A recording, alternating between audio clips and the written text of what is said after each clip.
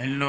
हमारे आज की वीडियो के अंदर हम देखेंगे संविधान के मूलभूत लक्षणों के बारे में, जिसमें पहला है लिखित दस्तावेज, दूसरा है संविधान का आकार, तीसरा है एकल नागरिकता, चौथा है मजबूत केंद्र वाला समवाय तंत्र।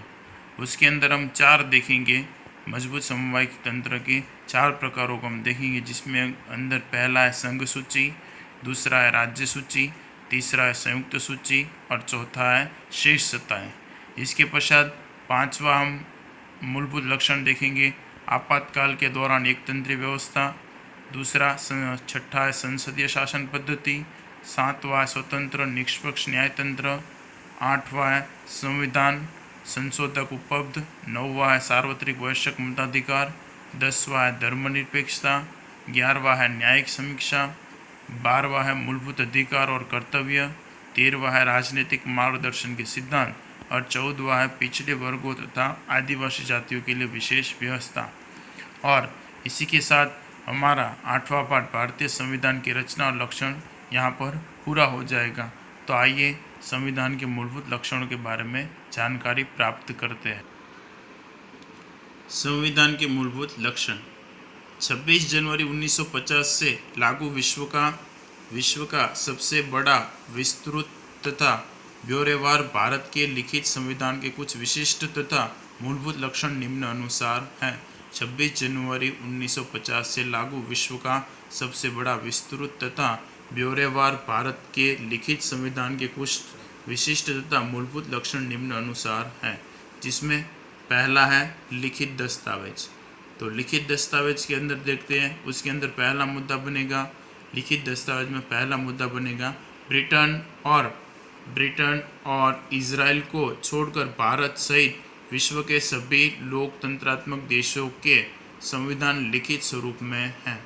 ब्रिटेन और इजराइल को छोड़कर विश्व के सभी लोकतंत्रात्मक देशों के संविधान लिखित स्वरूप में हैं। उसके पश्चात दूसरा, भारत की सामाजिक, भौगोलिक तथा वैविध्यपूर्ण परिस्थितियों को ध्यान में रखते हुए संविधान सभा ने भारत के लिए लिखित संविधान का निश्चय किया। भारत की सामाजिक, भौगोलिक तथा वैविध्यपूर्ण परिस्थितियों को देखकर और उसको ध्यान में रखते हुए संविधान सभा के जो उस समय के जो नेता थे, उन्होंने संविधान को लिखित स्वरूप में संविधान का निश्चय किया। और भारतीय संविधान को बनाते समय जवाहरलाल नेहरू ने एक ये भी घोषणा की थी कि हमें इस प्रकार से संविधान का निर्माण करना है जिसमें सभी लोगों, सभी जाति, सभी धर्म, भाषा और सभी को आवरित हो जाए, जो एक ऐसा संविधान हो जिसे पूरे विश्व के अंदर एक अद्भुत स्थान दिया जाए। इसीलिए डॉक्टर बाबा साहेब आम्बेडकर ने एक ऐसे संविधान का निर्माण किया जो विश्व के दूसरे देशों के हिसाब से एक बड़ा, ब्यौरेवार और सबसे विस्तृत दस्तावेज है। उसके पश्चात दूसरा है संविधान का आकार। दूसरा है संविधान के आकार, तो जिसमें भारत का संविधान 12 भागों में विभाजित है। इसमें 395 अनुच्छेद तथा आर्टिकल्स तथा तो 8 परिशिष्ट, जो वर्तमान में 12 परिशिष्टों का समावेश किया गया है। संविधान का आकार कि भारत का संविधान 22 भागों में विभाजित किया गया है। इसमें 395 अनुच्छेद है तथा 8 परिशिष्ट, और वर्तमान समय में उस 8 में से 12 परिशिष्ट का समावेश किया गया है। इसमें केंद्र तथा राज्य व्यवस्था, मूलभूत अधिकार, कर्तव्य, राजनीतिक मार्गदर्शन के सिद्धांत, न्यायपालिका, चुनाव आयोग, स्थानीय स्वराज की संस्थाएं, अल्पसंख्यक वर्ग, पिछड़े वर्ग आदि के लिए विशेष व्यवस्था की गई है। इसलिए हमारा संविधान विशाल और विस्तृत ब्यौरेवार है। उसके पश्चात एकल नागरिकता। तो एकल नागरिकता के अंदर तो भाई अमेरिका जैसे देशों में व्यक्ति को दोहरी नागरिकता प्राप्त है। इसमें पहली है नागरिकता यूएसए की तथा दूसरी वो जिस राज्य में रहता है उसकी।